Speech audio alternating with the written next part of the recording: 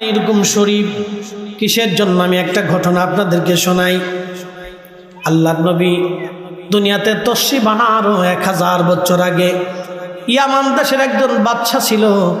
এই বাদশার নাম হচ্ছে তুব্বা বাদশা। আগে তাদেরকে তুব্বা বলা হতো, তার নাম ছিল হুমায়রি।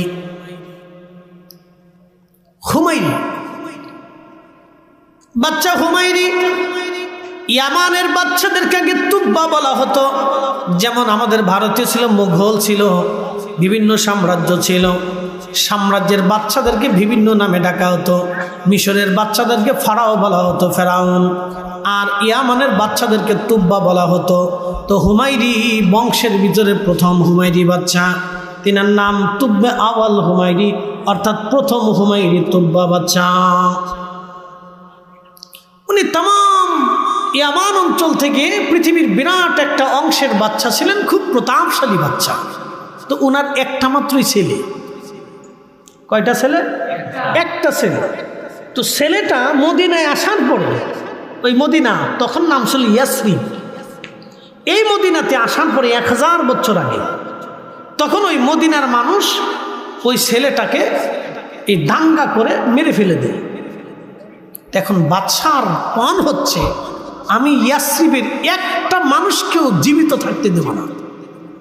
যারা আমার একটা সন্তানকে মেরে ফেলে দিয়েছে, আমরা তাদেরকে একটা ইয়াসরিবের মানুষকেও জিন্দা থাকতে দেব না, সব মেরে ফেলে দেব।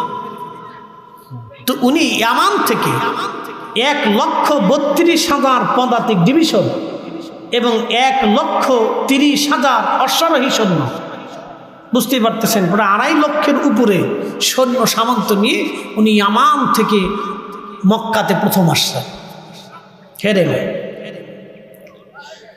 মক্কা আসার পরে হুমায়রি বাদশা যখন মক্কাতে আসলেন, তখন তিনি দেখলেন, তিনি যেখানে গেলেন সবাই তাকে সম্ভাষণ দিল। কিন্তু যখন তিনি মক্কায় ঢুকলেন, মক্কায় ঢোকার পরে মক্কার একজন মানুষ তাকে আহলান সাহলান দিল না, সম্ভাষণ দিল না, তাকে সম্মান করল না, তাকে কোনো সম্মান দেখাইল না। বাচ্চা হুমায়রি ডাক দিলেন, উজির, কারণ কি? একটা লোক আমাদেরকে সম্মান করলো না, সম্মান দিল না, কোন কারণে বলো? হুমায়রি বাচ্চা মক্কাতে আসার পরে একটা লোক তাকে সম্মান দিল না। হুমায়রি বাদশা উজিরকে বলেন, উজিরের ব্যাপার কি? একটা লোক সম্মান দিল না, কারণ কি?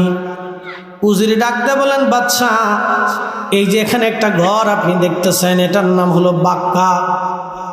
কি নাম ছিল? মক্কা না, কিন্তু আগে নাম ছিল বাক্কা। বাক্কা করলে সবাই চিনত। ইন্না আউয়ালা বাইতিন উদিআ লিন-নাসি লাল্লাযী বিবাক্কাতা মুবারাকান হুদাল লিল আলামিন।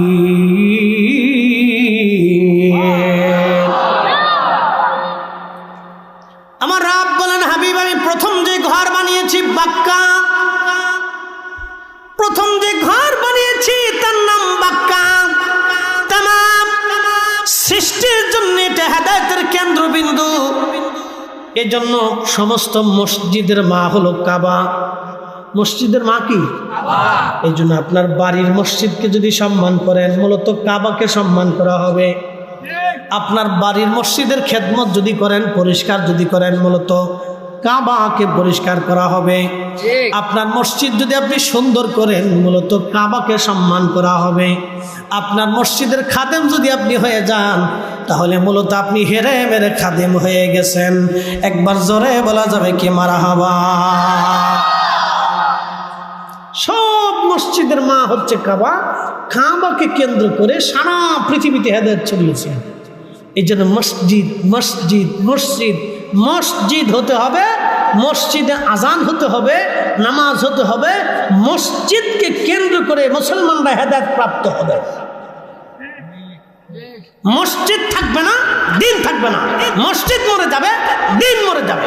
মসজিদ জিন্দা থাকবে, মুসলমান জিন্দা থাকবে। মসজিদ মরে যাবে, মুসলিম মরে যাবে। এটা কথা মনে রাখবে।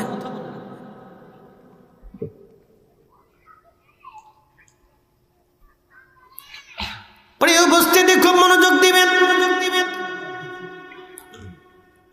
হুমায়রি বাদশা বলতেছে, বলো কি এই ঘর এত দামি নাকি? বলে হ্যাঁ, এই ঘর বাক্কা। সারা পৃথিবীর মানুষ এসে এই বাক্কা এসে তাওয়াফ করে, এখানে হজ আদায় করে, নামাজ পড়ে, এখানে তারা দোয়া করে। হুমায়রি বাদশা বললেন, তাহলে এই বাক্কা ঘর আমি রাখবো না, এটা ভেঙে ফেলে দিব। যখন এই নিয়ত করলেন, আমার রব তার উপরে গজব আল্লাহ নাজিল করলেন। তার একটা রোগ হলো, তার পেশাবের রাস্তা দিয়ে পেশাব করার সময় রক্ত বের হয়, পুজ বের হয়। একসাথে বলবেন আল্লাহু আকবার। গজব কার? আল্লাহ। পেশাবের রাস্তা দিয়ে রক্ত বের হয়, পুজ বের হয়। আবার চোখের কোনা দিয়ে, কানের ভিতর দিয়ে, পায়খানার রাস্তা দিয়ে তার রক্ত পুজ বের হতে লাগলো, গন্ধ ছড়াই গেল। গন্ধের কারণে মানুষ যেতে পারে না। খোদাই গজব। বড় বড় আলেম ওলামা, পাদ্রী, গণক যারা ছিল ওই সময়, দার্শনিক, তাদেরকে ডাকা হলো। রক্ত পুজগুলি পরীক্ষা করে তারা বলল, বাচ্চা সর্বনাশ হয়ে গেছে। এই গজবটা, এই রোগটা দুনিয়ার কোনো রোগ না, এটা আসমানি রোগ। আপনার অনেক বড় সমস্যা হয়ে গেছে বাচ্চা, সর্বনাশ হয়ে গেল বাচ্চা। আপনি দ্রুতগতিতে কোনো বদনিয়ত করেছেন, এই বদনিয়তের কারণে আল্লাহ আপনার উপরে বেজার হয়ে গেছে। আপনি তাড়াতাড়ি করে আপনি বদনিয়ত থেকে তওবা করেন। তওবা না করা পর্যন্ত এই রোগ কখনো সারবে না। পৃথিবীর কোনো ঔষধে এই রোগের শেফা নাই। একসাথে বলবেন আল্লাহু আকবার। এই জন্য একটা কথা মনে রাখবেন, সারা পৃথিবীতে মহাযুদ্ধ হবে কিন্তু কাবায় কেউ ঢুকতে পারবে না। সারা পৃথিবীতে মহাযুদ্ধ হবে কিন্তু কেউ মদিনাতে ঢুকতে পারবে না, এটা মনে রাখবেন। সারা পৃথিবীতে মহাযুদ্ধ হবে, শুধু যুদ্ধ না। সহিহ বুখারীর কিতাবুল ফিতানে রাসূল করিম বলছেন, বর্তমান যে ফরাত নদী দেখতেছেন, এই ফরাত নদীর পানি শুকিয়ে যাবে। পৃথিবীতে দুইটা নদী সরাসরি জান্নাত থেকে, একটা ফরাত নদী আর একটা নীল নদী। ফরাত নদী, নীল নদী। পৃথিবীতে কখনো এই নদী কখনো শুকায়নি। পদ্মা, মেঘনা, যমুনা শুকিয়ে যাবে কিন্তু ফরাত কখনো শুকাবে না, নীল কখনো শুকাবে না। অথচ মরুভূমির ভিতর দিয়ে নদী এসে গেছে। এই দুই নদী কখনো শুকাবে না, কিন্তু কিয়ামতের আগে ফরাত শুকিয়ে যাবে। নদীর ভিতরে স্বর্ণের পাহাড় ভেসে উঠবে। ওই স্বর্ণকে কেন্দ্র করে যুদ্ধ শুরু হবে। সারা পৃথিবীতে যুদ্ধ ছড়িয়ে যাবে। প্রত্যেক 100 জনে 99 জন মারা যাবে, একজন বেঁচে থাকবে। যারা বেঁচে থাকবে তারা পাক্কা ঈমানদার। কয়জন মারা যাবে? 99 জন। যুদ্ধ করতে করতে শেষ, মহাযুদ্ধ হবে। কিন্তু মক্কা এবং মদিনাতে যুদ্ধ ছড়াবে না। এটাকে আল্লাহ নিরাপদ রাখবে, ফেরেশতা দিয়ে পাহারা দিবে। একসাথে বলা যাবে না আল্লাহু আকবার। এই দুইটা জায়গাকে আল্লাহ নিরাপদ রাখবে, ফেরেশতা দিয়ে পাহারা দেবে। বলেন, রসুলের কথা কোনোটা মিথ্যা হয়েছে? আগামীতে হওয়ার সম্ভাবনা আছে নাকি? কোনো সুযোগ নেই। সাদাকাল্লাহুল মাওলানাল আযীম। আল্লাহ সত্য বলেছেন, ওয়া সাদাকা রাসূলুহুন নবিয়্যুল কারীম। রাসূল সত্য বলেছেন।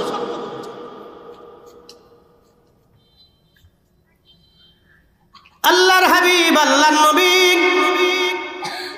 ডেকে বলেন, হুমায়রি বাদশা তওবা থেকে নিয়ত করলেন, রব্বুল আলামিন আমি তওবা করলাম, আল্লাহ ভুল করে ফেলছি, তোমার ঘর ভাঙতে চাইছি।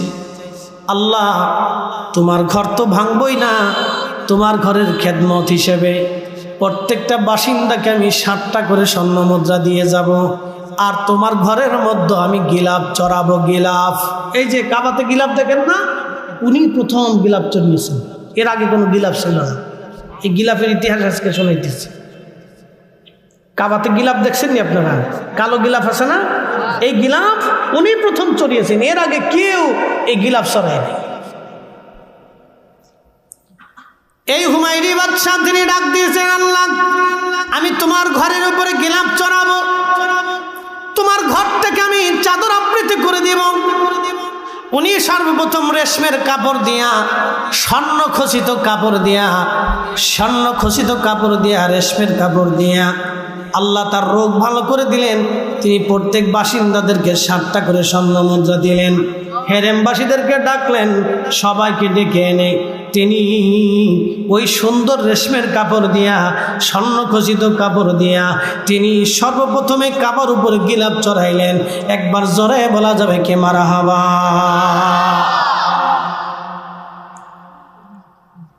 গিলাপ তিনি চড়াইলেন। 1000 বছর আগে গিলাপ চড়ানো শুরু হলো। এই যে গিলাপ চড়ানো শুরু হলো, আর কোনোদিন গিলাপ থেকে কাবাকে মুক্ত করা হয় নাই। ওই গিলাফে কাবাকে আবৃত রাখা হয়েছে। ওই কাবার গিলাফের ইতিহাসটা আপনাদের কাছে শোনাই, ভালো করে শুনে যাবেন। এই গিলাপ চালু হয়ে গেল, আল্লাহ তার রোগ ভালো করে দিলেন। তিনি হেরেম থেকে রওনা দিয়ে মদিনাতে গেলেন। বর্তমান ইয়াসরিব, বর্তমান মদিনা, আগে নাম ছিল ইয়াসরিব। যখন এইখানে গেলেন, ছেলে হত্যার প্রতিশোধ তিনি নেবেন। সাথে লক্ষ লক্ষ সৈন্য সামন্ত লোক লস্কর নিয়ে তিনি বিরাট বাহিনী নিয়ে মদিনার উপরে ঝাঁপিয়ে পড়লেন। ইয়াসরিবের উপরে ঝাঁপিয়ে পড়লেন, ঘিরে ফেললেন।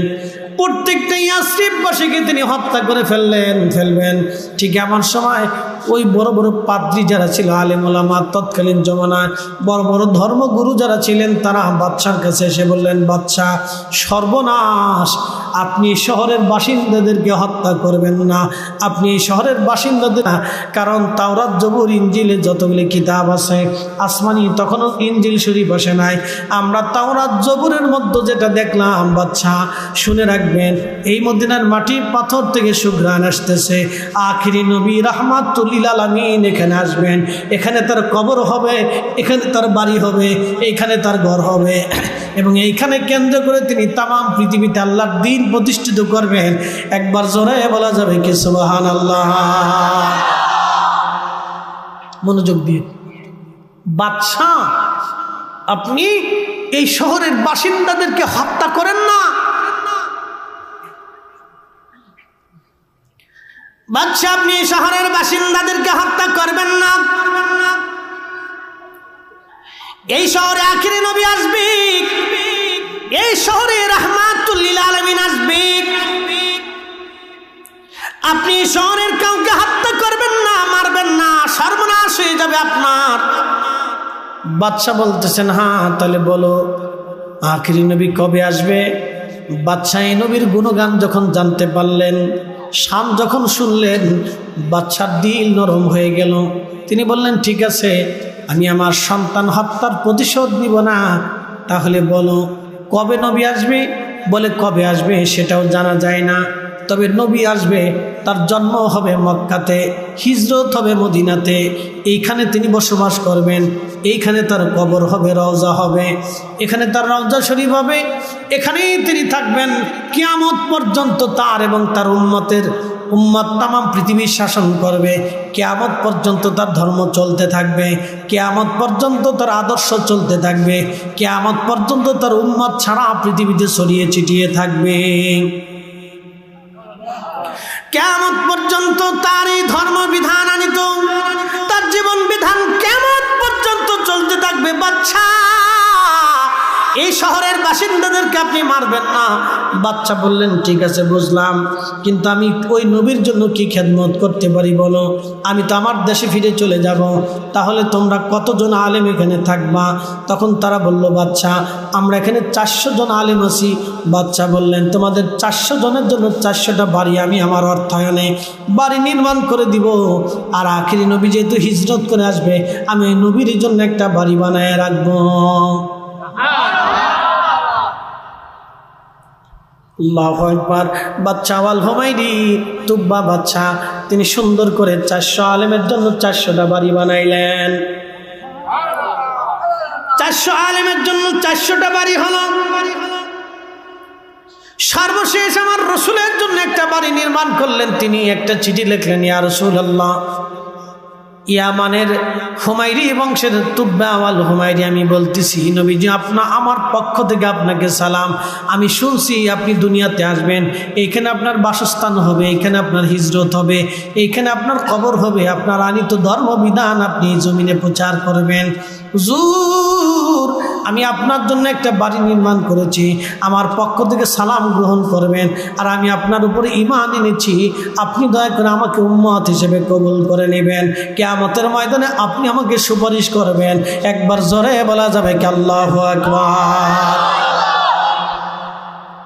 শুধু নাম শুনেই ভালোবেসে ফেলছে, শুধু নাম শুনেই মহব্বত করে ফেলছে। আর আমরা উম্মত হয়েও ভালোবাসতে পারছি না, কি ব্যর্থতা আমাদের, চিন্তা করেন তো। এত বড় বাচ্চা নাম শোনার সাথে সাথেই মহব্বত করে ফেলছে। শুধু মহব্বত করেই নাই, রসুলের জন্য বাড়ি নির্মাণ করছে, আলেমদের থাকার জন্য জায়গা করে দিছে। সে এতগুলি আলেমকে সম্মান করছে। তৎকালীন সময়ে মূসা আলাইহিস সালামের ধর্মবিধানের উপরে যারা আলেম ছিল তাদেরকে সে সম্মান করছিল। তো এই আলেমদেরকে বাড়ি বানাই দিলে, বাড়ি বানাই দেওয়ার পরে বাদশাহ হুমায়ুন তিনি চলে গেলেন, চিঠিটা রেখে গেলেন। প্রধান যে আলেম ছিল তার হাতে দিয়ে বললেন, আল্লাহর বান্দা, যদি আপনার সময় রসুল আসে তাহলে এই চিঠিটা আপনি আল্লাহ রসুলের কাছে পৌঁছাবেন। যদি আপনার সময় না আসে আপনি সন্তানকে ওসিয়ত করবেন, সে যেন তার সন্তানকে ওসিয়ত করে, সে যেন তার সন্তানকে ওসিয়ত করে, সে যেন তার সন্তানকে ওসিয়ত করে। এইভাবে ওসিয়তের ভিত্তিতে যেন আমার এই চিঠিটা রসুলের কদম মোবারক পর্যন্ত যেন পৌঁছায়, আপনি দয়া করে আমাকে এই ব্যবস্থাটা করে দিয়ে যাবেন। আল্লাহু আকবার। আমার নবীজি হিজরত করে মদিনার দিকে যাচ্ছেন। এ শুনে রাখেন, মদিনার মানুষ কিন্তু তখনও রসুল দেখে নাই, নবী দেখে নাই, কিন্তু মদিনার মানুষরা মদিনার উপকণ্ঠে এসে রসুলের জন্য দাঁড়ায় রয়েছে, অপেক্ষা করতেছে। দিন যায় রাত আসে, রাত যায় দিন আসে, দিন যায় রাত আসে, রাত যায় দিন আসে, দিন যায় রাত আসে, দিন যায় রাত আসে, রাত যায় দিন আসে। এইভাবে অপেক্ষা করতে করতে করতে করতে করতে করতে একদিন দেখতেছে আল্লাহর নবী উটের পিঠের উপরে সানিয়া পর্বতের পাদদেশ দিয়ে নবী হেঁটে হেঁটে হেঁটে হেঁটে মদিনার দিকে যাচ্ছে। ঠিক তখনই মদিনার বাচ্চারা খেজুরের পাতার খেজুরের ডাল ভেঙ্গে এই খেজুরের ডালগুলি হাতের মধ্যে নিয়ে লাড়াচ্ছিল আর বলতেছিল, তলা আল বাদরু আলাইনা মিন সানি বাতিল বেদা ওয়াজাবা শুকরু আলাইনা মাদআ লিল্লাহি দা। একসাথে বলা যাবে না মারহাবা। ওরা কি জীবনে রসুল দেখেছিল? কিন্তু রসুলের মহব্বতে দিল উজাড় হয়ে গেল। কারণটা কি? মক্কার মানুষ নবী দেখলো কিন্তু সবাই মানতে পারেনি, আর মদিনার মানুষরা রসুলের জন্য পাগল হয়ে গেল, নবী আসবে, অথচ রসুল দেখেই নাই,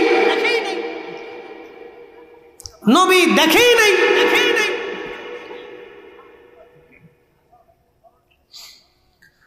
প্রিয় উপস্থিতি আমার, রাহমাতুল লিল আলামিন আমার নবীজি আল্লাহর হাবিব যখন তিনি উপকণ্ঠে পৌঁছালেন, বাচ্চারা গাইতে লাগলো, তলাল বাদরু আলাইনা মিন সানিয়াতিল বিদা ওয়াজাবা শুকরু আলাইনা মাদা লিল্লাহি দা। আল্লাহর নবী পৌঁছাইলেন, সমস্ত মদিনার বাচ্চা কাচ্চা, নারী পুরুষ মহিলা বৃদ্ধরা রসুলের সামনে দাঁড়ায় গেল। খুব আনন্দিত, হই হুল্লা লেগে গেল মদিনায়। ঈদের চেয়ে বেশি আনন্দ, মদিনার রাস্তাঘাট বাড়িঘর পরিষ্কার হয়ে গেল। বাচ্চারা এসে বলতেছি, ইয়া রাসূলুল্লাহ, আপনি আমাদের বাড়ি আসেন, আমাদের বাড়ি আমার মা পরিষ্কার করে রাখছে, আপনি আমাদের বাড়ি থাকবেন। ওই বাচ্চা বলে আমাদের বাড়ি আসেন, ওই বাচ্চা বলে আমাদের বাড়ি আসেন, ওই যুবক বলে আমাদের বাড়ি আসেন, ওই বৃদ্ধ বলে আমাদের বাড়ি আসেন। সবাই বলতেছে, ইয়া রাসূলুল্লাহ, আপনি আমাদের বাড়ি আসেন, আপনি আমাদের মেহমান হন, আপনি আমাদের বাড়ির মেহমান হন, আপনি আমাদের মেহমান হন, আমরা জান মাল দিয়ে আপনার সেবা করব। একসাথে বলেন, জোরে বলেন। এই জন্য সারা পৃথিবীর মানুষ একরকম, মদিনার মানুষ আর একরকম। আপনি যদি দেখেন মদিনার মানুষ মেহমান প্রিয়, খুব মেহমান প্রিয়, হাজিদেরকে এরা বেশি খেদমত করে, বিরাট মেহমান প্রিয়, শরীফ ভদ্র নম্র, এত বিরাট। আপনি সারা পৃথিবীতে মদিনার মানুষের মতো ভদ্র মানুষ কোথাও খুঁজে পাবেন, পৃথিবীর কোথাও খুঁজে পাবেন না। আপনি সারা পৃথিবী তন্ন তন্ন করে খুঁজবেন, মদিনার বাচ্চাদের মতো এত ভদ্র বাচ্চা পৃথিবীর কোথাও পাবেন না।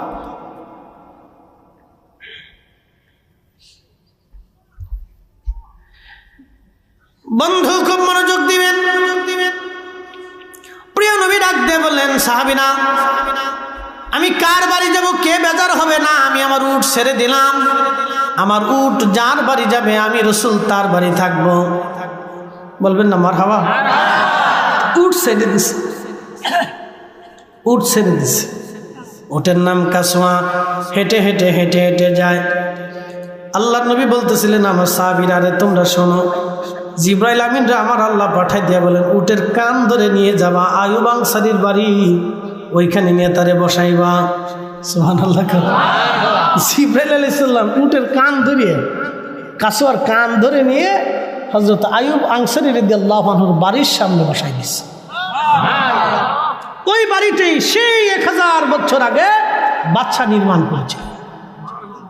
একসাথে বলেন আল্লাহু আকবার। আরেকটু জোরে। এই জন্য কথা বলে, কথা বলে, রক্ত কথা বলে,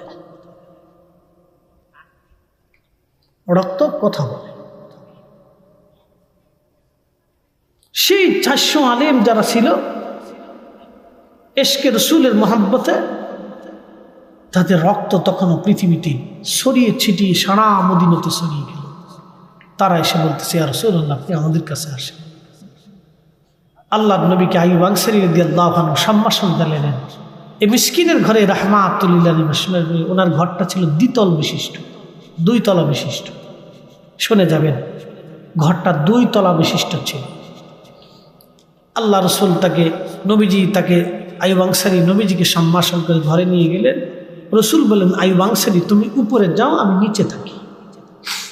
বলে সাহাবীরা আসবে, সবাই আসলে দেখা সাক্ষাৎ হবে, উপরে যাইতে তো কষ্ট হবে, এত তার আধুনিক বিল্ডিং ছিল না, তো উপরে যাইতে আমার সাহাবীদের সাথে কথাবার্তা বলতে আমার কষ্ট হবে, তারপর তাদেরও কষ্ট হবে, অতএব তুমি এই উপরে যাও, আমি নিচে থাকি। প্রিয় রসুলের কাছে তিনি চিঠিখানা পৌঁছাইলেন। একসাথে বলবেন না মারহাবা? আল্লাহ নবী চিঠিখানা পড়লেন, পড়ার পরে বললেন, নেক বাদশা হুমায়রিকে আমি কবুল করে নিলাম। একসাথে বলবেন আল্লাহু আকবার। নেককার বাদশাকে আমি কবুল করে নিলাম। নেককার বাদশা যে আমাকে সম্মান দেখাইছে, আমার কথা শুনে, আমার ইজ্জত দেখিয়ে তার নিজের সন্তানকে যারা মানল তাদের প্রতিশোধ সে নেয় নাই, বরং ছাড় ওই জায়গাকে সমৃদ্ধ করে থাকার ব্যবস্থা করে দিয়ে গেল। আমি তাকে মঞ্জুর করে দিলাম। সেই বাদশার বংশধর, সেই আলেমদের বংশধর ছিলেন হযরত আইয়ুব আনসারী রাদিয়াল্লাহু আনহু। রসুলকে পাওয়ার পরে পাগল পড়া হয়ে গেল। রসুল আমার মেহমান, উপরে গেছে। শুনে যান তার জীবনী, উপরে গেছে। উপরে যাওয়ার পরে আইয়ুব আনসারী এবং তার স্ত্রী দুইজনে বলতেছে যে আমরা উপরে থাকবো, রসুল নিচে থাকবে, এটা কি করে হয়? দেখেন চেতনা কত চমৎকার, যে আমরা নিচে থাকবো, উপরে থাকবো, আর রসুল নিচে থাকবে, এটা কেমন করে হয়? উপরে যাইতে হুকুম কে দিছে? আল্লাহ নবী নিজে দিছে। উপরে যাইতে হুকুম কিন্তু আল্লাহ নবী নিজে দিছে। হযরত আইয়ুব আনসারী রাদিয়াল্লাহু তাআলা আনহু কিসে কসম, ঠিক আছে, একসাথে বলেন তো আল্লাহু আকবার, নারে তাকবীর, লা হাওলা, আমার সাথে বল, লা হাওলা ওয়ালা কুওয়াতা ইল্লা বিল্লাহ, লা হাওলা ওয়ালা কুওয়াতা ইল্লা বিল্লাহ। আইয়ুব আনসারী উপরে, নবী নিচে। আইয়ুব আনসারী বলতেছে, হুজুর, স্বামী স্ত্রী দুইজন বলতেছে কি করে আমরা উপরে থাকবো বলো? নবীজি নিচে, আমরা উপরে, এটা হতে পারে না, না হতে পারে না। রাতটা ভর চিন্তায় পড়ে গেলেন। স্বামীর স্ত্রী উপরের তালার একবারে কোনায় চলে গেলেন, যাতে বেয়াদবি না হয়, একবারে কোনায় চলে গেলেন। দুইজন কোন রকম কম্বল পেঁচিয়ে কুচুমুচু হয়ে রাত্রিবেলা বসে রইলেন। সারা রাত স্বামী স্ত্রী ঘুমান নাই। রসুল নিচে, আমরা উপরে, এটা কেমন করে হয়? নবী নিচে থাকবে, আমরা উপরে থাকবে, এমন কেমন করে হয়? সকালবেলা দুইজন নিচে নেমে আল্লাহর হাবিবকে ডাক দেয়, বলেন, ইয়া রাসূলুল্লাহ, বেয়াদবি মাফ করবেন, রসুল নিচে থাকবে আর আমরা উপরে থাকবে, এটা হতেই পারে না। হুজুর আমরা মরে যাব, তারপরও উপরে থাকা সম্ভব হবে না। ইয়া রাসূলুল্লাহ, বিয়াদবির হবে এই ভয়ে আমরা সারা রাত ঘুমাইতে পারি নাই। আমরা রুমের এক কোণাতে কুচুমুচু হয়ে বসেছিলাম। হুজুর আপনি দয়া করে উপরে চলে যান, আমরা নিচে থাকব। আল্লাহর নবী তাদের দিকে লক্ষ্য করে উপরে চলে গেলেন। চিন্তা করলেন, হ্যাঁ কথা তো ঠিক, তাদের কষ্ট হবে। নবী তাদের কষ্ট দিতে চান না, আল্লাহর নবী উপরে চলে গেলেন। হযরতে আইয়ুব আনসারী থেকে শুরু করে মদিনার প্রত্যেকটা, মদিনার যারা আনসারী ছিলেন তারা নিজের কন্যা সন্তানকে বিয়ে দেওয়ার আগে আল্লাহ রসুলকে জিজ্ঞেস করতেন, ইয়া রাসূলুল্লাহ আপনার কি স্ত্রীর প্রয়োজন আছে কিনা? যদি থাকে তাহলে আমাদের ঘরে মেয়ে আছে। আল্লাহর নবী না করলে তারপরে ওই মেয়েকে অন্য কোথাও বিয়ে দিতেন, কারণ আল্লাহ রসুল তো কোনো কাম পিপাসা নিবারণ করতেন না। সুন্দরী নারী দেখলেই রসুলের বিয়ের প্রয়োজন ছিল না, কারণ আম্মাজান আয়েশাকে নবী 40 বছরে বিয়ে করেছেন। আম্মাজান সাউদাকে নবী প্রায় 70 বছর বয়সে বিয়ে করেছেন। একবার জোরে বলা যাবে কি আল্লাহু আকবার। কিন্তু মদিনার মানুষ এত আদাবি ছিলেন যে রসুলকে জিজ্ঞেস করতেন, হুজুর আমাদের কোনো মেয়ে আপনার পছন্দ হয় কিনা? চিন্তা করতে পারছেন তারা কিভাবে আল্লাহ রসুলকে সম্মান করতেন? যদি রসুলের পছন্দ হয় আর যদি আমরা অন্য কোথাও বিয়ে দিয়ে দিই তাহলে কেমন হবে? এটা ছিল আদব। কিন্তু রসুল তো কোনো সুন্দরী নারীর দিকে রসুলের কোনো ইয়া ছিল না। চাইলে রসুল কত সুন্দরী নারী বিয়ে করতে পারতেন। আম্মাজান আয়েশাকে তো রসুল ইচ্ছা করে বিয়ে করেন। হযরত আবু বকর সিদ্দিক বারবার পিড়াপিড়ি করতেছে, ইয়া রাসূলুল্লাহ আমার মন চায় আপনার সাথে আত্মীয়তা করবে। বলে কাকে বিয়ে দেবো? বলে আয়েশাকে। বলে সে তো কুমারী, ছোট্ট। বলি ইয়া রাসূলুল্লাহ তারপর আপনি বিয়ে করেন। আচ্ছা বলেন তো, একটা বাবা বারবার বলতেছে আপনি বিয়ে করেন, বিয়ে করেন, বিয়ে করেন। আল্লাহ রসুল বিয়ে করলেন, বয়স 5 বছর। একসাথে বলবেন না মারহাবা। 5 বছর বয়সে একটা মেয়ে কি বুঝে? বিয়ে হলো। 9 বছর বয়সে আল্লাহর নবী ঘরে নিয়ে আসছে। 9 বছর বয়স থেকে হযরত আম্মাজান আয়েশা সিদ্দিকা রসুলের খেদমত করেছেন। এটা রসুল করিম সাল্লাল্লাহু আলাইহি সাল্লামের প্রতি সাহাবায়ে কেরামের এক অনাবিল মহব্বত ছিল, হৃদয় থেকে ভালোবাসতেন। এই জন্য আল্লাহ বলছেন, কুল হুজুর আপনি বলে দেন, ইন কুনতুম তুহিব্বুনাল্লাহ ফাত্তাবিউনি। একসাথে বলা যাবে না আল্লাহু আকবার। আল্লাহু আকবার লিল্লাহিল হামদু বিসমিল্লাহির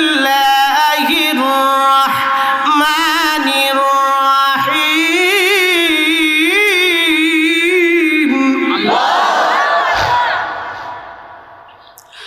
কুল ইন কুনতুম তুহিব্বুনাল্লাহ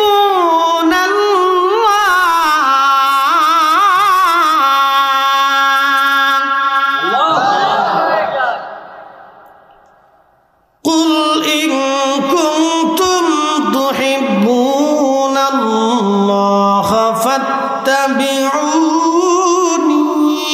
ইউহিব্বুকুমুল্লাহ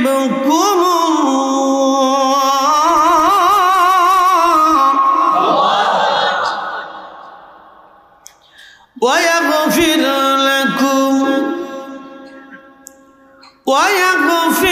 لكم ذنوبكم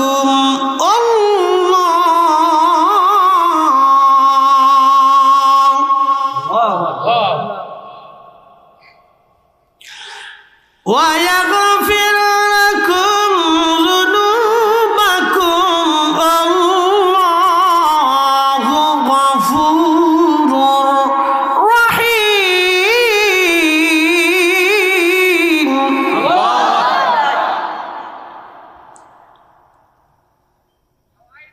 আল্লাহ ডাক দিয়ে বলেন, কুল হুজুর আপনি বলে দেন, ইন কুনতুম তুহিব্বুনাল্লাহ, কেউ যদি আল্লাহকে ভালোবাসতে চায়। কি চমৎকার কথা! আল্লাহকে কেউ যদি ভালোবাসতে চায়, কেউ যদি বলে আমি আল্লাহকে ভালোবাসি, হুজুর আপনি বলে দেন ফাত্তাবিউনি,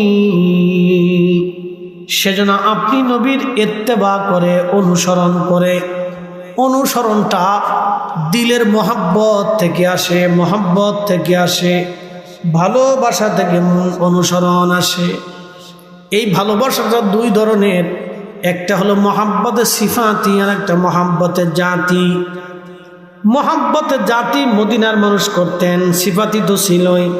জাতি মহাব্বত করার কারণে আল্লাহ নবীর জন্য সাহাবীরা জীবন উৎসর্গ করে দিতেন। একটা সিফাতি মহাব্বত, এটা হচ্ছে আমি পাগড়ি পরেছি, রসুল পরতেন বিদায় পরেছি। আমি দাড়ি রেখেছি, রসুল রেখেছিলেন বিদায় আমি রেখেছি। আমি ঢিলে ঢোলা পোশাক পরেছি, রসুল পরেছিলেন বিদায় আমরা পরেছি। আমরা ডান হাতে খাবার খাই, খ্রিস্টানরা বাম হাতে খাবার খাই। আল্লাহ নবী ডান হাতে খানা খেয়েছিলেন বিদায় আমরা খাই। নবীজি খাবার পরে আঙ্গুল চেটেছিলেন বিদায় আমরা এখনো চাটি। তিনি বাসন চেটে খেয়েছেন বিদায় আমরা চেটে খাই। আল্লাহ নবী দস্তরখানা বিছাইছিলেন বিদায় আমরা বিছাই। প্রিয় নবীর সুন্নতগুলি আমরা বেছে বেছে মেনে মেনে চলি, কারণ রসুল করেছেন আমরা করি। এটা মহাব্বতের সিফাতি। আর একটা মহাব্বত হচ্ছে মহাব্বতের জাতি। মহাব্বতের জাতির সিফাতের বেলায় নবী বলছেন, মান আহাব্বা সুন্নতি, কেউ যদি আমার আদর্শকে মহাব্বত করে, ফাকাদ আহাব্বানি, সে আমাকে মহাব্বত করলো। ওমান আহাব্বানি কানা মাই ফিল জান্নাহ, যে আমাকে ভালোবাসলো সে আমার সঙ্গে আল্লাহর জান্নাতে চলে গেল। একবার জোরে বলা যাবে কি সুবহানাল্লাহ। আর একটা মহাব্বত, মহাব্বতের জাতি। লা ইউমিন লা ইউমিন লা ইউমিন, ইমানদার তুমি হবে না হাত্তা আকুনা হাব্বা ইলাইহি মিন ওয়ালিদিহি ওয়া বালাদিহি ওয়ান নাসি আজমাইন। ছেলে সন্তান পিতা মাতা দুনিয়ার সব ব্যক্তির চাইতে আমি রাসূলকে যদি ভালোবাসতে না পারো তাহলে তুমি ঈমানদার হবে না, ঈমানদার হবে না। খুব মনোযোগ দিয়ে কথা শুনবেন। আমাদের সন্তানদেরকে সর্বপ্রথম জন্ম নেওয়ার পরে এট ফার্স্ট তাকে সুন্দর একটা নাম দিতে হয়, একটি ইসলামী নাম। সাহাবে কেরামের নামে, নবী আলাইহিসসালামগণের নামে, অথবা বড় বড় ওলামা ফুদালা পীর মাশায়েখ বা বুজুর্গান দিন আল্লাহর ওলিদের নামে তাদের নাম দিতে হয়। এরপরে সর্বপ্রথম তাকে হাতে খড়ি হিসেবে আল্লাহর কোরআন দিতে হয়। কি কথা বলেন, ঠিক কিনা? হাতে খড়ি হিসেবে কি দিতে হয়? আল্লাহর কোরআন দিতে হয়। তারপরে ওই বাচ্চাটাকে নিজের কাছে রেখে আদব লেহাজ সুন্দর চরিত্রবান হওয়ার জন্য তাকে শিক্ষা দিতে হয়। এগুলি থেকে আমরা ব্যর্থ হওয়ার কারণে আমাদের আগামী প্রজন্মগুলি ধ্বংসের দিকে ঝুঁকে যাচ্ছে। আল্লাহ যেন এগুলি থেকে আমাদেরকে হেফাজত করেন। সকলে বলেন আমিন। প্রিয় উপস্থিতি, তো মনোযোগ দেন। আমি বলছিলাম যে যেই কবরবাসীর স্মরণে আজকের মাহফিল, একদিন এই কবরেই আমাদেরকে ঢুকতে হবে। এই কবরে আমাদের বাসস্থান হবে। আমরা একদিন ওখানেই চলে যাব, সবাই ফিরে যাব আল্লাহর কাছে।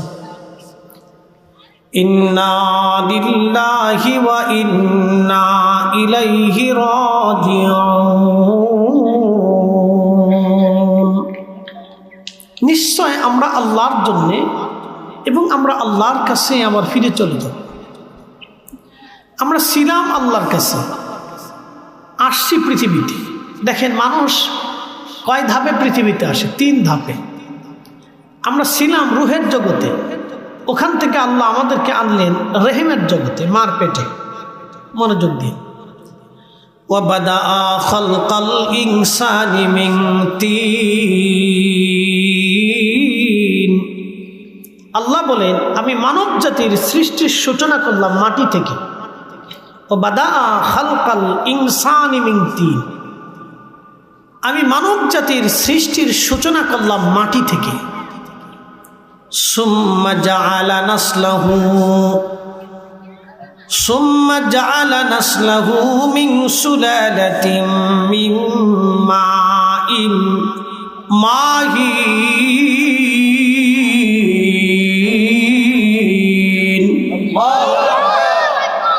এবং এই মানব জাতির বংশ বিস্তার করলাম মিন সুলালাতিন মিন মাইন মাহিন, মানুষের নির্গত শরীরের নির্যাস একটু পানি থেকে। আমি কিছুই ছিলাম না। শুনে রাখেন, আপনাদেরকে আজকে বলে দিয়ে যাচ্ছি, নোয়াগাঁওতে আপনাদের একটু জানা উচিত। এই জন্য আমাদের বৈবাহিক বন্ধনটা যেন পবিত্র হতে হয়। এই কথা সারা জীবন মনে রাখবে। সুম্মা জাআলা নাসলাহু মিন সুলালাতিন মিন মাইন মাহিন।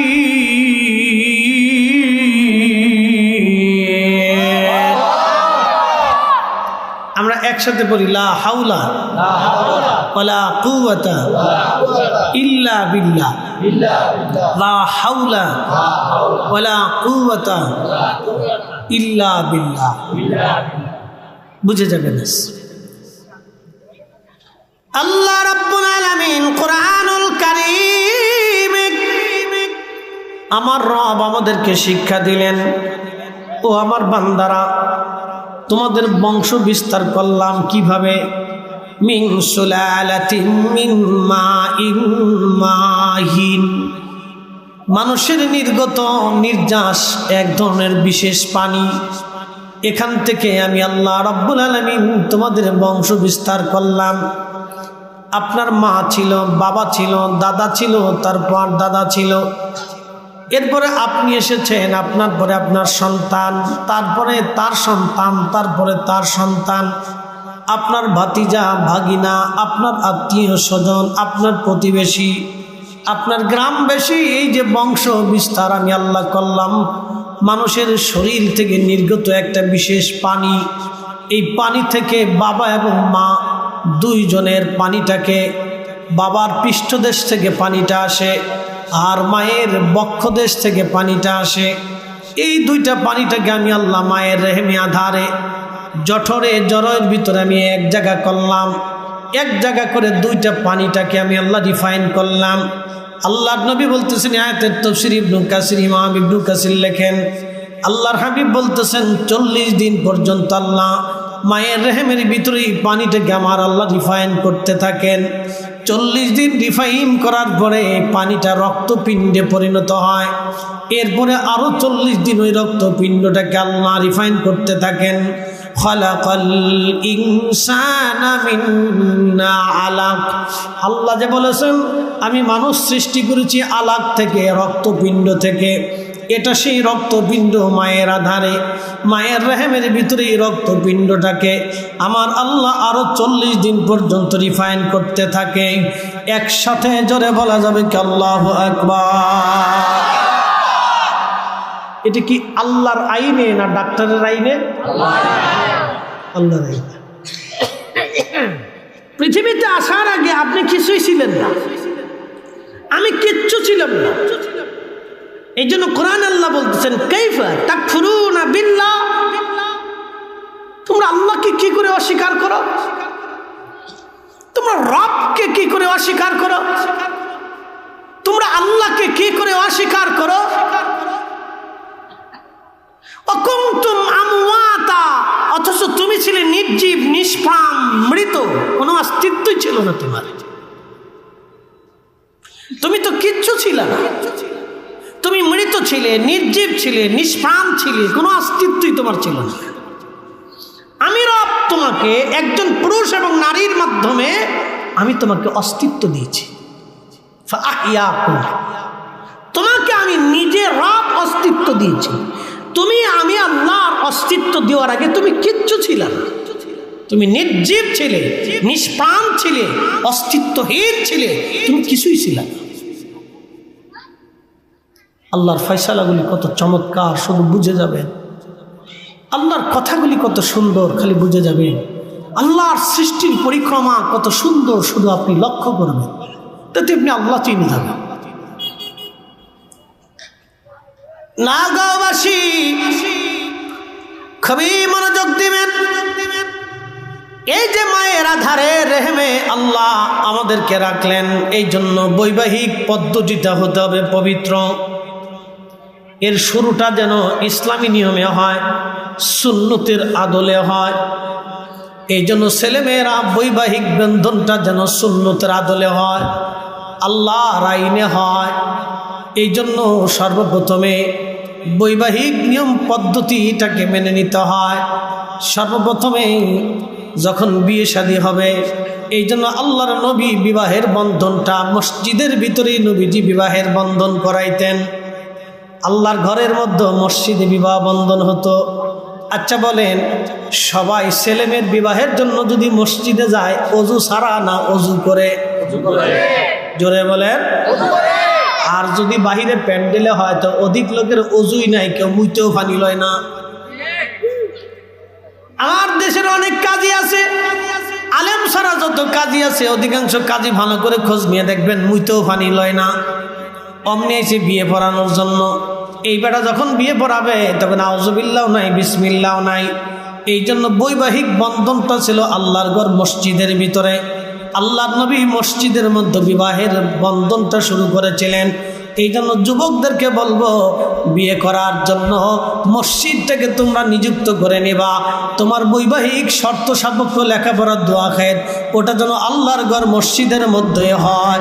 আল্লাহ কবুল করুক, জোরে বলেন আমিন। এটা মসজিদে করাটা উত্তম, মসজিদে হওয়া ভালো। এরপরে মিষ্টান্ন হিসেবে নবীজি খেজুর খাওয়াইতেন। সে বিবাহের পদ্ধতিটা কত চমৎকার ছিল, দেনমোহর এত বেশি ছিল না। এখন আমরা 30 লক্ষ পর্যন্ত চলে যাই, 20 লক্ষ পর্যন্ত চলে যাই। যাওয়ার পিছনে কারণও আছে, জামাইরে কেউ বিশ্বাস করবার চায় না, এটা কি 2 দিন পরে থাকবো কি থাকবো না ঠিক নেই তো।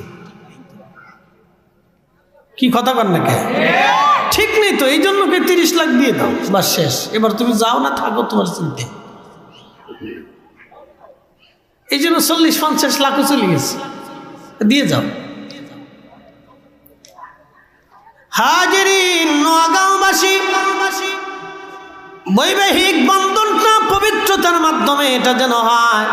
কারণ বিসমিল্লাহ যদি অপবিত্রতা আসে তখন আমাদের দুনিয়ার আশাটা, এর ভিতরে বিরাট বড় ঝামেলা। এই জন্য পবিত্রতার বন্ধন, এই বৈবাহিক বন্ধন, বিবাহটা আমাদের দেশের অনেকেই ভাবে বিবাহটা মনে হয় এটা দুনিয়াবি কোনো আনন্দ। কেউ আবার চিন্তা করে এটা আমার নিজের কাম খাইশ পুরো করার জন্য। না না বন্ধু, আমি আমার সবাইকে বলে যাচ্ছি, মায়ের জাতিরা, আমার বোনের জাতিরা, আপনারা যারা শুনতেছেন শুনে নেবেন। যুবক ভাইরা খুব মনোযোগ নেবেন। বিবাহটা শুধু দুনিয়াবি স্বার্থ এখানে লুকায়িত থাকে না।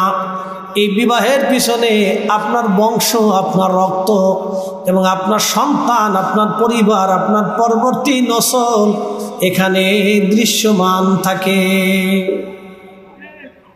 আপনার পরবর্তী নসল এখানে দৃশ্যমান থাকে। আপনার বংশ, আপনার সন্তান আসবে, নাতি আসবে, পুতি আসবে, তাদের হালাল বৈধতা এখানে দৃশ্যমান থাকে।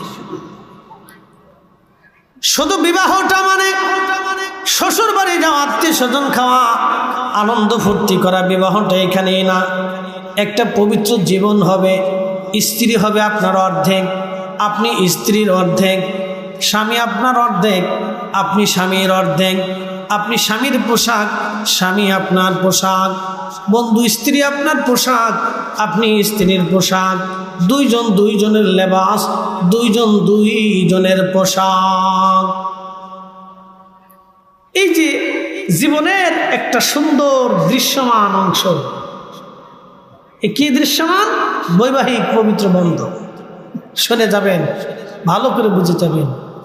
স্ত্রী মানে এটা না যে সে আপনার কাজের মেয়ে, স্ত্রী মানে এটা না যে সে আপনার বাড়ির কাজের লোক, সব কাজ সে করবে, বিষয়টি এরকম না। স্ত্রী হচ্ছে আপনার জীবনের অর্ধেক। স্ত্রী মানেই হচ্ছে আপনার পোশাক, স্ত্রী মানেই হচ্ছে আপনার সুখের দিনের সাথী, স্ত্রী মানেই হচ্ছে আপনার দুঃখের দিনের সাথী, স্ত্রী মানেই হচ্ছে আপনার সন্তানের মা, স্ত্রী মানেই হচ্ছে আপনার আগামীর ভবিষ্যৎ বংশধরের বস্তু। সে আপনার বংশধর তৈরি করবে। আমাদের সমাজে যদি স্ত্রীকে এইভাবে দেখতো সবাই, তাহলে তালাক হতো না। আর মেয়েরা যদি স্বামীদেরকে এইভাবে দেখতো, তাহলে তালাক হতো না। যে দেখবেন কোর্টে আদালতে হাজার হাজার তালাক বাংলাদেশে, হাজার হাজার। শুধু বাংলাদেশে না, সারা ওয়ার্ল্ডে তালাকের সংখ্যা বেশি।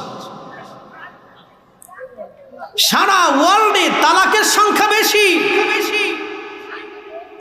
এত পরিমাণে তালাক, আল্লাহর নবী বলেন, উম্মত তোমরা শুনে নাও, পৃথিবীতে তালাকের সংখ্যা বাড়বে। এটা কিয়ামতের আলামত। ৮৮টা আলামত কোনো বর্ণনায় 75টা আলামতের কথা আল্লাহর নবী বলে গেছেন। তার একটা আলামত হচ্ছে তালাকের সংখ্যা এত পরিমাণে বাড়বে, শুধু তালাক আর তালাক, তালাক আর তালাক, তালাক আর তালাক।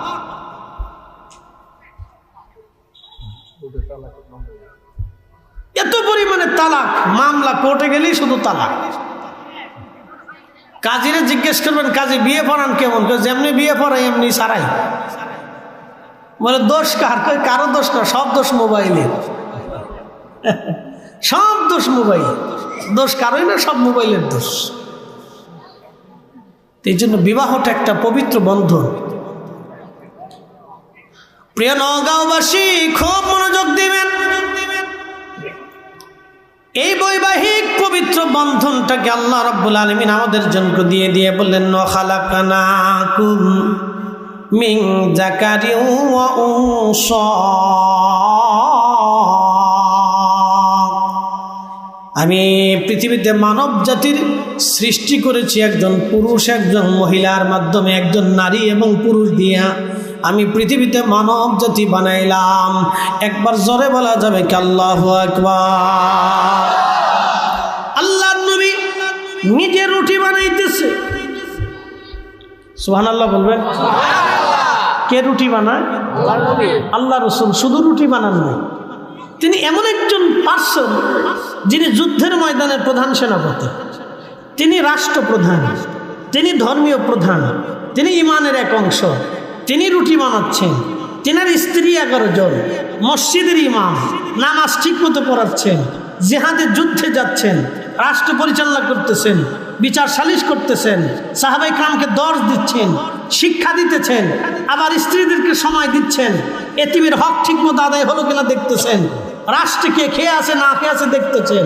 তিনি একমাত্র ব্যক্তি যিনি মসজিদে নববীতে বসে বসে তিনি ওই সময় এক অন্ধকার জগৎ, পৃথিবীর মানুষ অন্ধকারে নিমজ্জিত, নারী সমাজ যখন কাবা ঘরে উলঙ্গ হয়ে তারা তাওয়াফ করত, প্রকাশ্যে নারীরা জেনা করা হতো, প্রকাশ্যে নারীদেরকে হত্যা করা হতো। মুহতারাম, হেরেম শরীফের পাশেই একটা জায়গা আছে যেখানে মানুষদেরকে, নারীদেরকে জীবন্ত কবর দিত। হেরেমের পাশে সেই জায়গাটা এখনো খালি আছে। যদি কোনোদিন যান তো হেরেম থেকে দেখে আসবেন। যারা আপনাদেরকে হজে নিবে জিজ্ঞেস করবেন যে জীবন্ত নারীদেরকে কোথায় কবর দিত। একবারে হেরেমে ঢোকার সময় জাবালে ওমরের পাশ দিয়ে একটু আগে দিয়ে বাম পাশে দেখতে পারবেন, মাত্র 1-2 মিনিট লাগে। যে সময় মানুষ নারীদেরকে জীবন্ত কবর দিত, সেই সময় তিনি সেই মহান ব্যক্তি 11 জন স্ত্রী তিনি নিজে গ্রহণ করে নিজে রুটি বানাচ্ছেন। একসাথে বলা যাবেন আল্লাহু আকবার। আম্মা জান আয়েশা বলতেছে, ইয়া রাসূলুল্লাহ আপনার কষ্ট হবে? বলতেছে, আয়েশা রে, আমার কি দায়িত্ব নেই তোমার কাজে সাহায্য করা? আম্মা জান আয়েশা বলতেছে, হুজুর আমার আপনার কষ্ট হবে। প্রিয় নবী বলেন, আয়েশা রে, আমার কি হক নাই, আমার কি দায়িত্ব নাই তোমার কাজে তোমাকে সাহায্য করা? আমারও তো দায়িত্ব আছে। তুমি আমার স্ত্রী, তোমার কাজে সাহায্য করো তো আমারও হক আছে, দায়িত্ব আছে। চিন্তা করেন তো, একজন স্বামী যিনি আল্লাহর নবী 1 নম্বরে রাষ্ট্রপ্রধান, 2 নম্বরে প্রধান সেনাপতি, 3 নম্বর তিনি বিচার সালিশ করেন, 4 নম্বর তিনি শিক্ষা দিচ্ছেন দর্শ, 5 নম্বর তিনি 5 ওয়াক্ত ইমামতি করতেছেন, 6 নম্বর তিনি আবার নিজের কাজ নিজে করে সংসার যোগাচ্ছেন, 7 নম্বর 11 জন স্ত্রী, 11 জন স্ত্রীকে সমান সমান সময় দিলেন, 8 নম্বর এতিম দুস্থ গরিব মিসকিন যা আছে আমার নবী তদারকি করলেন, সারা রাজ্যের ভিতরে যা আছে তদারকি করলেন। 7 নম্বর তিনি এমন একজন ব্যক্তি মহানুভব যিনি রাহমাতুল লিল আলামিন, জীবনে কোনোদিন কোনো যুদ্ধবন্দীকে তিনি কষ্ট দেন নাই। ওনার জীবন যদি আপনি দেখেন তো শুধু আশ্চর্য হবেন যে কি করে সম্ভব। তিনি এক মহানুভব ব্যক্তি, আইব মুক্ত, দোষ মুক্ত, কলঙ্ক মুক্ত, নিষ্কলঙ্ক। আল্লাহু আকবার। ওয়া ইন্নাকা লাআলা খুলুকিন আযীম, মহান চরিত্রের অধিকারী ছিলেন। আল্লাহর জবানের ভাষা একসাথে বলা যাবে আল্লাহু আকবার। স্ত্রী গ্রহণ করেছেন 11 জন। তার ভিতরে একজন আছে বৃদ্ধা, আম্মাজান সাউদা, একবারে বুড়ি, চামড়া ঘুষাই গেছে, চুল পেকে গেছে। আচ্ছা বলেন তো, বুড়ি বৌদি আল্লাহ নবী কি তা করত? এসে বলতেছে, ইয়া রাসূলুল্লাহ, আমি তো একবারে অসহায়, আমার কোনো সম্বল নাই, যদি আপনি স্ত্রী হিসেবে গ্রহণ করেন। আল্লাহ নবী বললেন, ঠিক আছে। একজন বৃদ্ধাকে নবীজি তার নিজের দায়িত্বে নিয়ে এসে স্ত্রী হিসেবে গ্রহণ করে সময়টুকুন তাকে বরাদ্দ করলেন। আম্মাজান আয়েশাকে যে সময় দিতেন, আম্মাজান সাউদাকে একই সময় দিতেন। পরে আম্মাজান সাউদা বলেন, ইয়া রাসূলুল্লাহ, আমি তো একবারে বৃদ্ধা নারী, তা আমাকে তো এত সময়ের কোনো প্রয়োজন নেই, শুধু দেখা সাক্ষাৎ হলে, কথাবার্তা হলেই তো হবে। হুজুর, আমার নির্দিষ্ট রাতের সময়টাকা আপনি আয়েশাকে দিয়ে দেন। একসাথে বলা যাবে না আল্লাহু আকবার? তাদের মানসিকতা কত সুন্দর ছিল, কত চমৎকার ছিল তাদের ইনসাফ, ভাগাভাগির নীতি। আর আমাদের দেশে আপন রক্তের ভাই জমিনে পিটিপিটি করে। কি কথা কর না কেন? মুসলমান আমরা, এটা হওয়ার কথা ছিল মুসলমানদের জিন্দেগি, তো মুসলমানদের তো এটা হওয়ার কথা না। মুসলমান তো তাকে বলে আসলামতু লিরাব্বিল আলামিন, যিনি আল্লাহর কুদরতি কদমে নিজেকে সঁপে দেয়। মুসলিম তো সেই তার জীবনের সব কিছু আল্লাহর জন্য করে না, আল্লাহ বলেন সেই মুসলমান। একসাথে বলা যাবে না মারহাবা? সেই মুসলমান। তেলের গাড়ি তেলে চলে,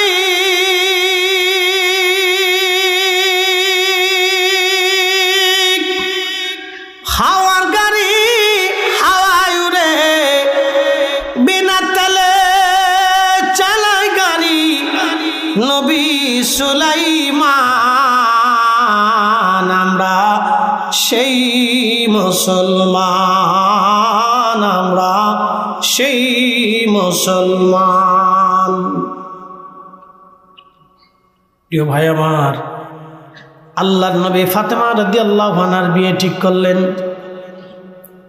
হযরত ফাতেমা রাদিয়াল্লাহু আনহার তখন মাত্র 18 বছর বয়স।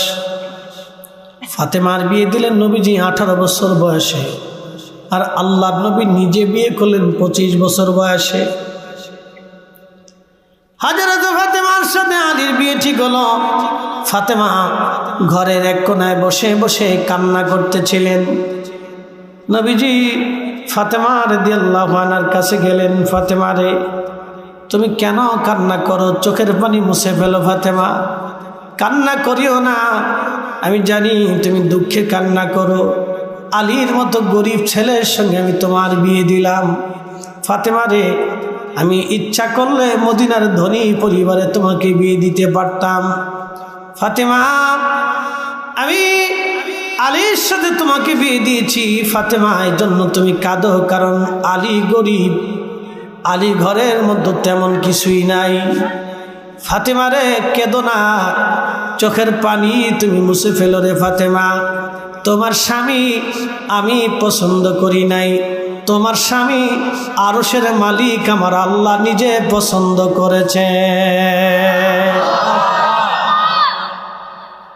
ফাতেমা চোখ মুছে ফেললেন। নবীজি বললেন, আলী তুমি তো বিয়ে করবা, কি আছে তোমার? বলে, হুজুর, আমার একটা তলোয়ার আছে, আর একটা ঢাল আছে, আর একটা লোহার বর্ম আছে, যে লোহার পোশাক পরে যুদ্ধ করা লাগতো, ঢাল আছে। নবীজি বলে, না আলী রে, তলোয়ার আর ঢাল তো যুদ্ধের জন্য প্রয়োজন হবে, বর্মটা আপাতত বিক্রি করে দিয়ে ফাতেমার জন্য কিছু পণ্য সামগ্রী কিনে নিয়ে আসো, কিছু সুগন্ধি নিয়ে আসো, কিছু কাপড় চোপড় তুমি কিনে নিয়ে আসো, সম্ভব হলে ঘরের জন্য প্রয়োজনীয় সামগ্রী নিয়ে আসো। ঢাল বিক্রি করতে গেলেন, বর্ম বিক্রি করতে গেলেন, মাত্র 3 দিরহাম দাম হয়। উসমান গনি ডাক দে বলে, না আলী রে, কত দাম হলো তোমার বর্মের? বলে, উসমান মাত্র 3 দিরহাম দাম বলে।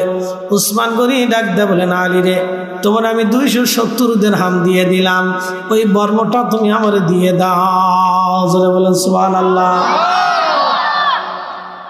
এই সামান্য টাকা দিয়ে তিনি বিয়ে করতে গেছে। আর আমাদের বিয়ের চলনের বিরাট ফর্সা সাজাই দিচ্ছে, লক্ষ লক্ষ টাকা খরচা করতেছি বিয়েতে, কিন্তু দুঃখের বিষয় ডেকসেটের চোটে সারা গ্রামের মানুষ ঘুমাইতে পারে না, খালি কুকু কাকু কুকু কাকু কুকু কাকু চলে, রাত ভরে কুকু কাকু কুকু কাকু কুকু কাকু। কি কথা কর না কে? রাত ভরে কি চলে? কুকু কাকু কুকু কাকু কুকু কাকু। শয়তানে কার দারুণ সিস্টেম হয়েছে, সব আমার স্বাস্থ্য ভাইয়ের খালাতো ভাই, কোনো সমস্যা নেই, শয়তানকে আমি বিজয়ী হয়েছি। এই কুকু কাকুর জ্বালায় সারা রাত্রে গ্রামের মানুষ ঘুমাইতে পারে না, চলতেছে। মদিনার নারীরা বিয়ে করার আগে, বিয়ে করার পরে তারা বাসর রাতে কোরআন পড়তো। একসাথে বলবেন আল্লাহু আকবার। তারা কোরআন শরীফ পড়তো, বাসর ঘরে তারা কোরআন পড়তো। হাজিরিন শুনিয়া যান, ফাতেমার বিয়ে কেমন ছোট্ট পরিসরে, জান্নাতের দুলহা দুলহানি সাইয়্যিদাতুন নিসাই আহলিল জান্নাত। तमाम পৃথিবী মাটি খনন করে ফাতেমার মতো এত দামি নারী খুঁজে পাবেন না আপনি।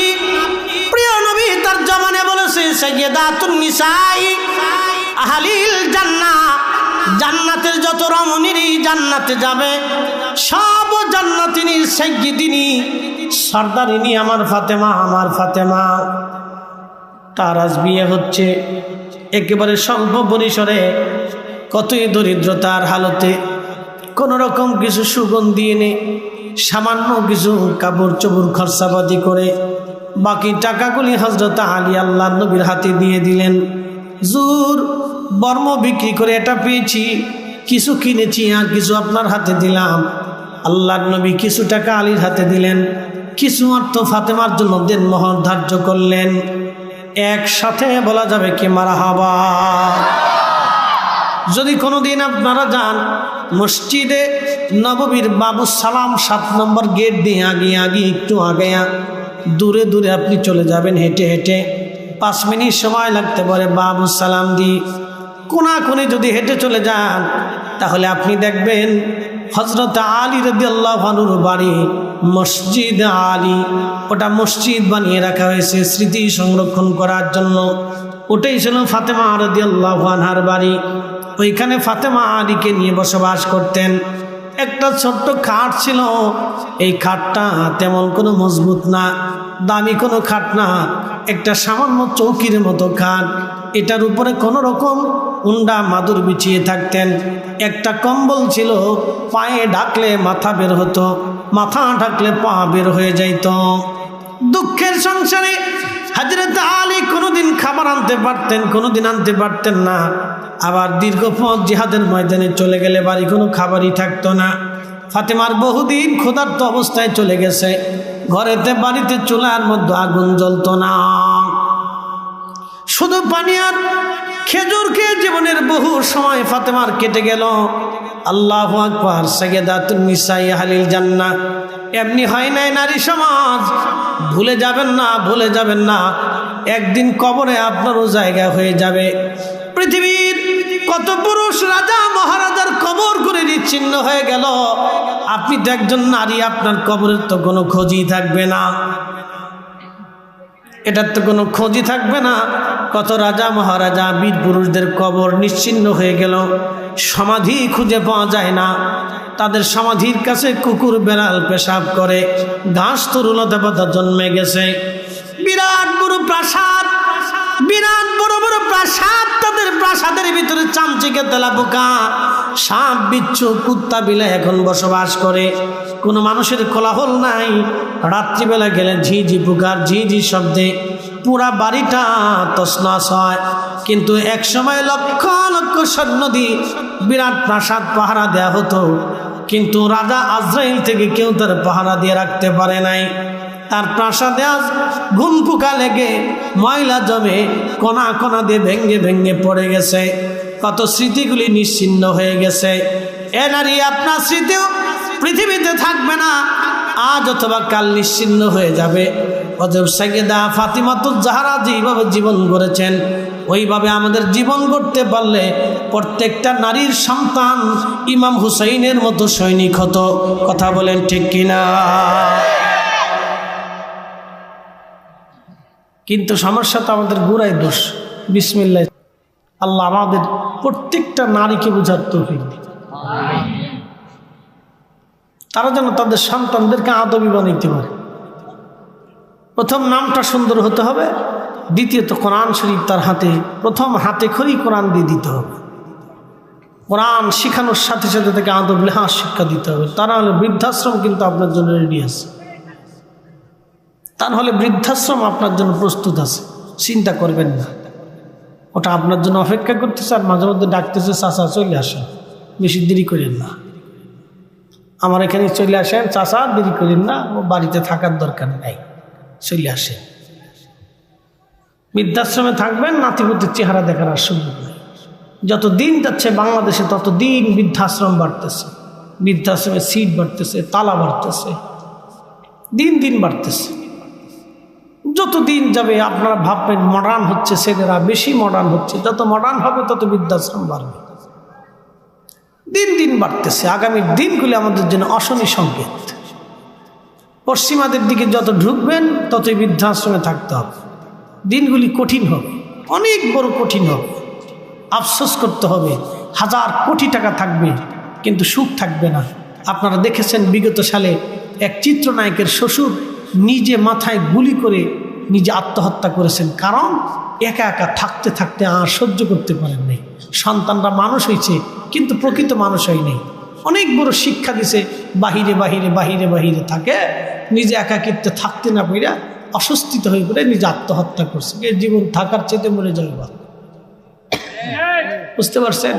বৃদ্ধকালে যদি সন্তানের কাছে বাবার জায়গা না হয়, এর চাইতে বড় অভিশাপ আর শাস্তি কোন মানুষের জীবন আর হতে পারে না।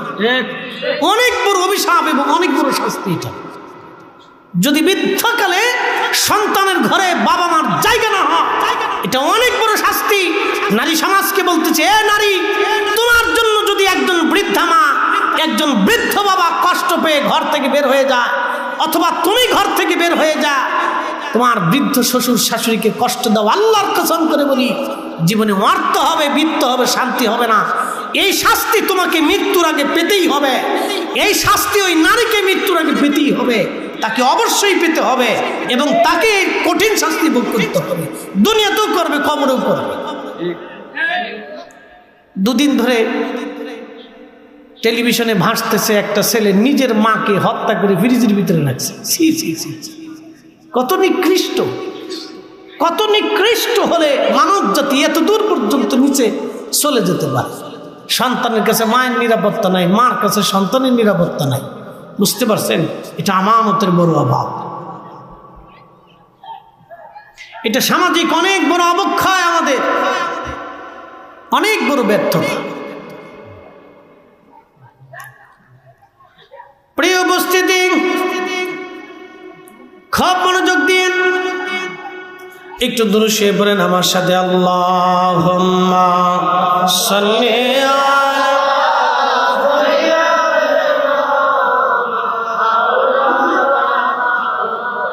মুহাম্মাদ ওয়া আলা আলি সাইয়্যিদিনা মুহাম্মাদ। আল্লাহুম্মা সাল্লি আলা মাওলানা মুহাম্মাদ ওয়া আলা আলি সাইয়্যিদিনা।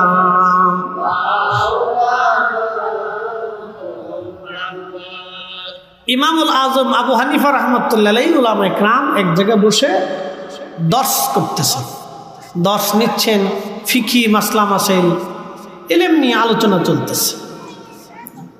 তো বাচ্চারা খেলাধুলা করে না, তো খেলতে যায় একটা বল ছুটে এসে ওনাদের মজলিসের মাঝখানে এসে বসছে। অনেকগুলি বাচ্চা, আমার দিকে তাকান, অনেকগুলি বাচ্চা, অনেকগুলি বাচ্চা, কোনো বাচ্চা এই মানে ওলাম আলেমদের মজলিসের ভিতর থেকে বল নিতে সাহস করতেছে না, অনেকগুলি বাচ্চা। কিন্তু হঠাৎ আমার দিকে তাকান, শোনেন শোনেন, এগুলি আমাদের পাপের ফসল, বুঝছেন নি আপনারা? এগুলি আমাদের পাপের ফসল, মনোযোগ দেন। ওগুলি চিন্তা করতে হবে না, সারা দেশে এগুলি আছে। আমি দেখতে দেখতে আসতেছি, আমার ওয়াজের লাইফে কম দেখতেছি না, এগুলো আমাদের পাপের ফসল। ওটা অজু হয় না, গোসল হয় না, বিসমিল্লাহ হয় না, আউযুবিল্লাহ বিসমিল্লাহ কিচ্ছু নেই, ইশারায় বুঝে যাবে। বুঝতে পারছেন? আউযুবিল্লাহ হয় নাই, বিসমিল্লাহ হয় নাই, অজু হয় নাই, শুধু ইঁদুরের মতো জন্ম হয়েছে। তো মনোযোগ দিয়ে, অনেকগুলি আলেম বসে আছেন, মাঝখান থেকে বল কেউ নিতে সাহস পায় না। হঠাৎ করে একটা ছেলে দৌড়ায় এসে মাঝখান থেকে বল নিয়ে চলে গেল। ইমাম আজম আবু হানিফা রাহমাতুল্লাহ আলাইহি বললেন, খোঁজ নিয়ে দেখো এই ছেলেটার জন্মে ভেজাল আছে। এতগুলি বাচ্চা এত আলেমদের ভিতর থেকে একটা বল, মুরব্বীদের ভিতর থেকে বল নিতে সাহস করলো না। সবাই দূরে দাঁড়িয়ে চুপচাপ করে দাঁড়িয়ে আছে ভয়ে, যে নিবে কি নিবে না। কিন্তু এই বাচ্চাটা বেয়াদবের মতো এসে নিয়ে চলে গেছে, খোঁজ নিয়ে দেখো তার জন্মে ভেজাল আছে। ঠিকই বাড়ি যায়, খোঁজ নিয়ে দেখে তার জন্মে ভেজাল আছে। এগুলি হচ্ছে সূত্র, a² + b²। পৃথিবীতে সূত্র কখনো চেঞ্জ হয় না। রক্ত কথা বলে, মনে রাখবেন, ব্লাড কথা বলে।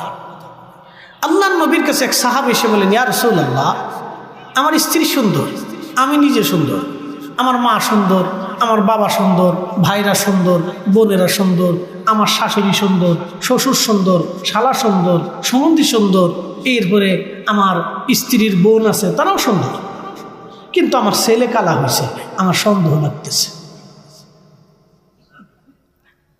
ছেলে কি হয়েছে? আমার সন্দেহ লাগতেছে। আল্লাহর নবী ধমক দিয়ে বলেন, থামা, স্ত্রীকে সন্দেহ করতে হয় না। কোন স্ত্রী অন্যের সন্তান তার গর্ভে ধারণ করতে পারে না, চায় না কোনো নারী, এটা কখনো করতে দিতে চায় না। স্বামী যাই হোক, প্রত্যেক স্ত্রী চায় তার স্বামীর সন্তান তার গর্ভে আসুক। তোমার স্ত্রীকে সন্দেহ করবে না। আল্লাহ নবী তখন বললেন, শোনো, অনেক উট আছে সাদা, অনেক উট আছে লাল, এর ভিতরে কালো হয় না? বলে, হয় ইয়া রাসূলুল্লাহ। কি জন্য হয়? বলে, হুজুর, তার ওই নসলে মনে হয় কোনো কালো উট ছিল।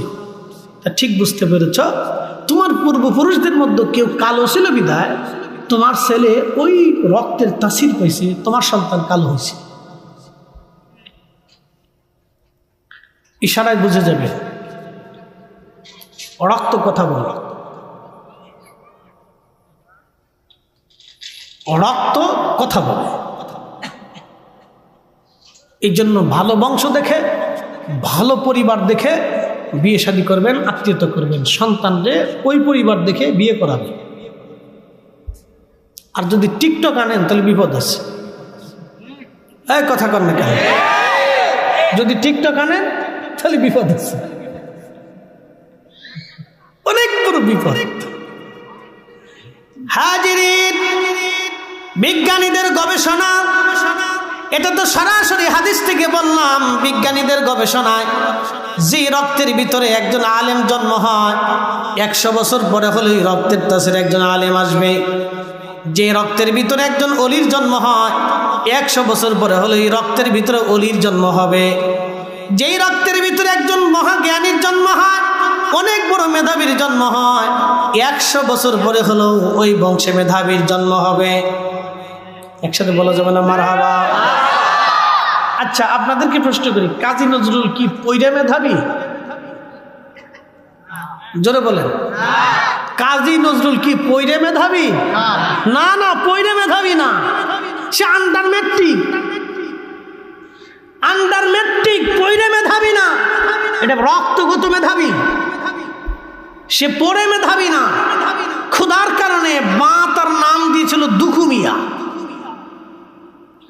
সে রক্তে মেধাবী, মনোযোগ দিয়ে, সে পয়রে মেধাবী না। এত মেধা বাংলার কোন মা দ্বিতীয়টা কাজী নজরুল জন্ম দিতে পারবে কিনা জানি। তার গ্রন্থ, প্রবন্ধ, সাহিত্য বাংলা ভাষাকে সমৃদ্ধ করছে। তিনি সে ব্যক্তি একাধারে 4,500 আমার রসুলের শানে নাতে রসুল লেখছে। সুবহানাল্লাহ বলবেন না? আবার গানও লেখছে, আবার গানও লেখছে, সাহিত্য লেখছে, প্রবন্ধ লেখছে, কবিতা লেখছে। তার লেখনী দেখলে আপনি আশ্চর্য হবেন, তার বাংলা ভাষা শুনলে আপনি আরও আশ্চর্য হবেন।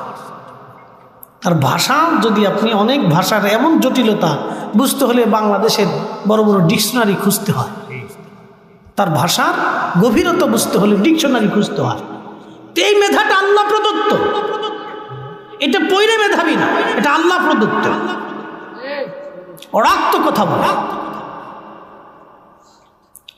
প্রিয় উপস্থিতি, আপনি যদি দেখেন সারা পৃথিবী যদি আপনি তালাশ করেন, মদিনার মতো কোনো মানুষ আপনি পাবেন না। এখানে উলামা একরাম বসা আছেন, মদিনার মতো কোনো মানুষ আপনি পাবেন না, মদিনার মানুষের মতো কোনো মানুষ আপনি পাবেন না। বলে ফরিদি হুজুর কারণ কি? মদিনার মানুষেরা জন্মগতভাবে তারা ভদ্র।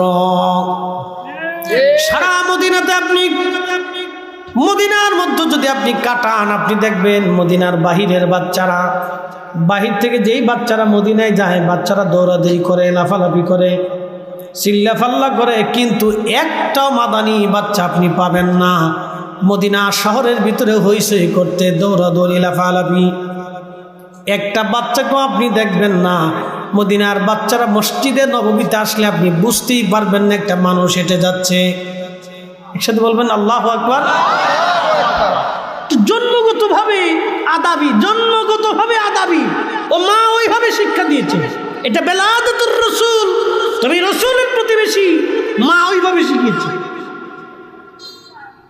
আপনি মাদানী বাচ্চা যদি মসজিদে নববীতে হেঁটে যেতে দেখেন, আপনি বুঝতেই পারবেন না যে মানুষ হেঁটে যাচ্ছে।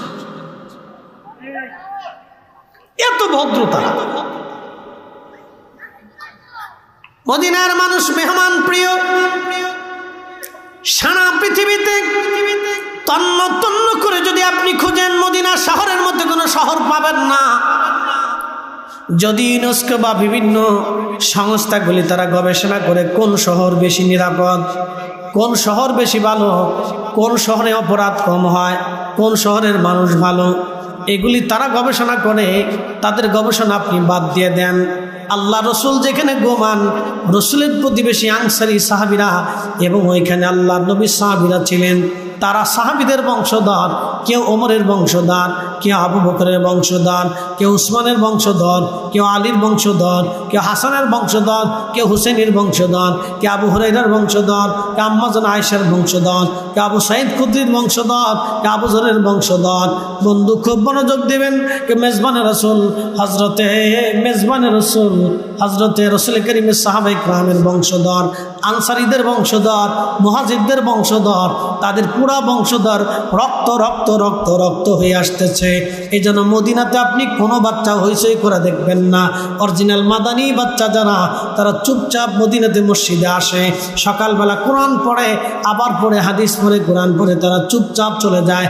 তাদের কোনো হইচই দেখবেন না, স্থিরভাবে আসে, আবার স্থিরভাবে তারা হেঁটে হেঁটে চলে যায়, কোনো হইচই পাবে না। কিন্তু বাহির থেকে যে বাচ্চারা দেয়, এরা ওই ফাঁকা জায়গা থেকে দৌড়াদৌড়ি পড়াপড়ি করে। অরিজিনাল মাদানী কোনো বাচ্চা আপনি দেখবেন না, কোনো শব্দ করে না, চুপচাপ আসতেছে, চুপচাপ চলে যাচ্ছে, রক্ত কথা বলে। প্রিয় হাজিরিন, প্রশ্ন রাখবেন মুফতি ফরিদি হুজুর কারণ কি? কারণটা বলে দিয়ে যাই।